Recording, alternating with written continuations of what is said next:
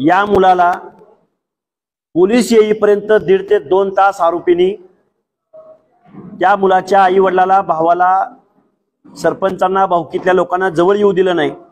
त्यानंतर हॉस्पिटलमध्ये ऍडमिट केल्यानंतर तो मुलगा कोमात गेला आणि त्यानंतर कालच्या 6 तारखेला त्या मुलाचं निधन झालं। 2-3 दिवसाच्या सोशल मीडियामधून या मुलाच्या हत्येसंदर्भात या महाराष्ट्रामधल्या सर्व समाजापर्यंत ही बातमी गेल्यानंतर आम्ही काल टाकळी गावामध्ये भेट दिल्यानंतर मुलाचे वडील, मुलाची आई, मुलाचे आजोबा, चुलते, सगळे सरपंच, गावचे सगळे नातेवाईक मंडळी इथं उपस्थित आहेत आणि आम्ही प्रेस घेत आहोत। प्रेस यासाठी घेत आहोत की उच्च जातीच्या लोकांनी जातीच्या प्रतिष्ठेपायी एका धनगर समाजाच्या पोराचा बळी घेतलेला आहे। मुलगा 18 वर्षाचा आहे आणि त्यांची मुलगी 20 वर्षाची आहे। गोविंद रंगनाथ डुरे नावाचा आरोपी, या मुख्य आरोपी हा अशा 10-15 लोकांनी या मुलाची हत्या केलेली आहे। हत्या केल्यानंतर मुलाच्या आई वडिलांनी 2 एकर जमीन विकून गेल्या 2 महिन्यामध्ये हॉस्पिटलमध्ये त्याचा उपचार करण्याचा प्रयत्न केला। तो 2 महिने मृत्यूशी झुंज देत होता। अखेर कालच्या 6 तारखेला त्याची डेथ झाली। त्या आरोपींनी मुलाच्या आई वडिलांना, भावाला सुद्धा मारलेलं आहे। आईला धमकी दिलेली आहे, वर डोळे केले तर बघा किंवा कोणाला सांगाल तर बघा, अशा पद्धतीची धमकी देऊन त्यांना दहशतीमध्ये ठेवलेला आहे। हा जो मुख्य आरोपी आहे गोविंद रंगनाथ डुरे, आता प्रश्न निर्माण होतो की या महाराष्ट्रामध्ये इतर समाजातल्या लोकांनी, खालच्या समाजातल्या लोकांनी त्यांच्या मुलांचा बळी जातो, त्यांच्या बाबतीत अशा घटना घडतात। महाराष्ट्रामधलं आत्ताचं वातावरण तुम्हा सर्वांना माहिती आहे आणि हे वातावरण सुरू असताना एका बाजूला या महाराष्ट्राचे पक्षप्रमुख, बीड जिल्ह्यामधले खासदार, आमदार, लोकप्रतिनिधी, स्वतःला सोशल वर्कर समजणारे, सिलेक्टिव्ह प्रोग्राम राबवणारे सोशल वर्कर, या सगळ्या लोकांना आव्हान आहे। बीडला गँगवॉरचं बीड म्हणून ओळखलं जातं, त्याच लातूर जिल्ह्यामधला हा गोविंद रंगनाथ डुरे नावाचा हा आरोपी आहे। या आरोपीची बॉडी लँग्वेज बघा, याच्यावरती अनेक गुन्हे दाखल आहेत। याच्या हातामध्ये पिस्टन आहे। याला गुंड म्हणून याची प्रवृत्ती साबूत करायची आहे। कांचन दादा नावाच्या टोपण नावानं हा वावरतो। याच्यावरती अनेक गुन्हे दाखल आहेत। आपल्या जातीच्या प्रतिष्ठेपायी या आरोपीनं 18 वर्षाच्या मुलाची हत्या केलेली आहे। ITI मध्ये शिकणारा मुलगा, आणि सांगितलं जातंय प्रेम प्रकरणातून जातीच्या प्रतिष्ठेपायी एका धनगर समाजाच्या ITI मध्ये शिकणाऱ्या, काबार कष्ट करणाऱ्या, त्याचे आई वडील इथं बसलेले आहेत, या आई वडील आणि भावालाही या माणसानं मारहाण केलेली आहे। आम्ही या महाराष्ट्रामध्ये सामाजिक कार्यकर्ता म्हणून काम करत असताना,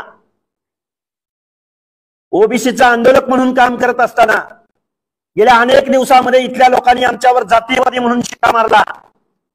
आर्थिक देवाणघेवाणीतून हत्या झाल्या, त्याच्या बाबतीमध्ये या महाराष्ट्रामध्ये खूप मोठं वादळ निर्माण झालं पाहिजे। आरोपीला शिक्षा झाली पाहिजे, त्यामध्ये दुमत असायचं कारण नाही।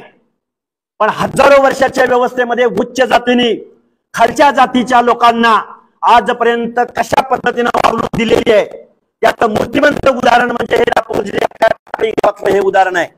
आता माझा सवाल आहे या महाराष्ट्रामधल्या प्रमुख नेत्यांना की या माऊली सोटला न्याय मिळणार का?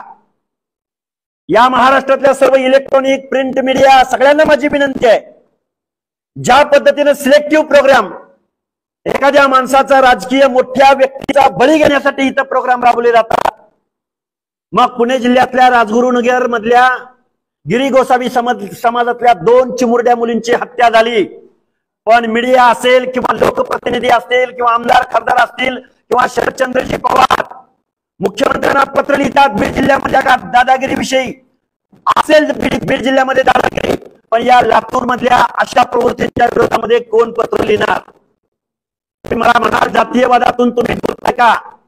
आणि आरोपीची शोधत नाही, पण तुम्ही खालच्या जातीच्या मुलानं अशा पद्धतीनं खालच्या जातीतल्या मुलाचा, खालच्या जातीतल्या लोकांचा तुम्ही अशा पद्धतीनं बळी घेणार आहात का?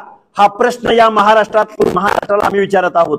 आणि माऊली उमाकांत सोट या 18 वर्षाच्या धनगर समाजाचं पोरग मारलं गेलंय, त्याला न्याय मिळणार का? हा सवाल आमचा इथल्या व्यवस्थेसमोर आहे. यामध्ये किती आरोपी आहेत? यामध्ये तक्रारीमध्ये आपण दिलेले आहेत, किती आरोपी अटक आहेत आणि 10 ते 15 आरोपी या गुन्ह्यामध्ये सामील आहेत. त्यामध्ये किती आरोपी अटक झाले? 6 आरोपींना अटक झालेली आहे. अजून आरोपी अटक होणे बाकी आहे. ही केस फास्ट ट्रॅक कोर्टामध्ये चालली पाहिजे आणि जात वर्चस्वाच्या माध्यमातून ऑनर किलिंग, साध्या भाषेत सांगायचं म्हणलं तर सैराट चित्रपटात जी घटना घडली तशीच घटना या टाकळी गावामध्ये लातूर शहराजवळ घडलेली आहे. एक धनगर समाजाचं पोरग मारलेलं आहे. मी यासाठी जातीचा उल्लेख करतोय की जात प्रतिष्ठेपायी हे पोरग मारलंय. आर्थिक देवाणघेवाणीतून किंवा इतर गुन्ह्यामधून जर काही गोष्टी झाल्या असत्या तर मी जातीचं नाव घेतलं नसतं. पण खालच्या जातीच्या पोराला, खालच्या जातीच्या लोकांचा जीव एवढा स्वस्त आहे का? प्रश्न उपस्थित मी हा करत आहे की जे म्हणून स्वतःला सामाजिक कार्यकर्ते समजून घेतात त्या सामाजिक कार्यकर्त्यांनी या पिस्टनविषयी, या गुन्हेगाराविषयी या महाराष्ट्रामध्ये आवाज उठवला जाणार आहे का? या व्यक्तीवरती याच्या अगोदर याची बॅक हिस्ट्री काढावी. या आरोपीवरती अनेक गुन्हे दाखल आहेत. खुनाचा गुन्हा सुद्धा या व्यक्तीवरती दाखल आहे. याच्या घरामध्ये हत्यारे आहेत असं बोललं जातं धक्क्यावर. त्याचीही चौकशी झाली पाहिजे. अशा गुन्हेगारी प्रवृत्तीच्या माणसाने खालच्या जातीतल्या माणसाचा खून केलेला आहे, एका तरुण मुलाचा खून केलेला आहे. काबाड कष्ट करणाऱ्या आई बापाचा एक 18 वर्षाचा मुलगा आणि मुलीचं वय 20 वर्षे आहे. 2 वर्षानं मुलगी मोठी आहे. या मुलाच्या आई वडिलानं, भावानं, भावकीतल्या माणसाने या मुलीच्या आई वडिलाला त्यांच्या घरामध्ये जाऊन या मुली संदर्भात कल्पना दिलेली होती. ही तुमची मुलगी, या मुलीला तुम्ही समजावून सांगा.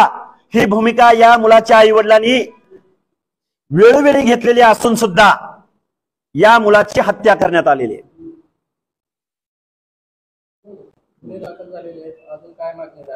बघा, गुन्हे तर दाखल झालेलेच आहेत.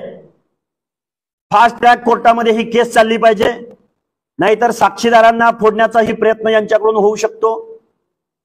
परत हे या माऊली सोट, त्यांचं कुटुंबीय, त्यांची भावकी त्या गावामध्ये राहते.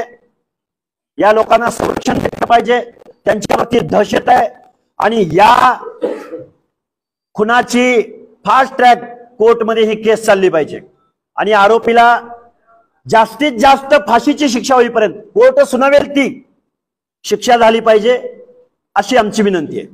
फाशीची शिक्षा होईल, पण त्याला 2 महिने तो वेदना भोगत होता. तुम्ही आत्ताच का त्याचा प्राण गेल्यानंतर आला? कारण वेदना भोगत असताना इथली प्रक्रिया चालू होती. त्यावेळी जर ही प्रकरण आम्हाला कळलं असतं, या लोकांनी जर सोशल मीडियातून आता डेथ झाल्यानंतर सोशल मीडियामधून, मी राहतो सांगली जिल्हा, सोलापूर जिल्ह्यात, सांगली जिल्ह्याच्या बाउंड्रीवरती, या महाराष्ट्रामध्ये अनेक प्रकरणं घडतात की सोशल मीडियामधून या घटनेचं गांभीर्य पाहून आम्ही इथपर्यंत आलेलो आहोत. जर आम्हाला हीच गोष्ट त्याच वेळी कळली असती तर त्यावेळी आम्ही इथं आलो असतो. यामध्ये कुठल्याही प्रकारची शंका बाळगायचं कारण नाही. कळलं. त्याच्या अगोदर सोशल मीडियामध्ये ही बातमी नव्हती. मुलाचे आई वडील 2 एकर जमीन विकून 20 ते 25 लाख रुपये खर्च त्या मुलाला त्या प्रक्रियेमधून बाहेर काढण्यासाठी त्यांनी 20 ते 25 लाख रुपये खर्च केलेले आहेत. आई वडील अशिक्षित आहेत. आई वडिलांना जर याचं भांडवल करायचं असतं, या लोकांना राजकारण करायचं असतं, या लोकांना जातीय मोर्चे काढायचे असते, कुणाला तरी टार्गेट करायचं असतं तर त्याही गोष्टी झाल्या असत्या. पण गरिबाच्या हत्येला, खालच्या जातीच्या लोकांना, त्यांच्या मृत्यूला किंवा त्यांच्या माणसांना किंमत नाही का? माझा असा अजून एक प्रश्न आहे.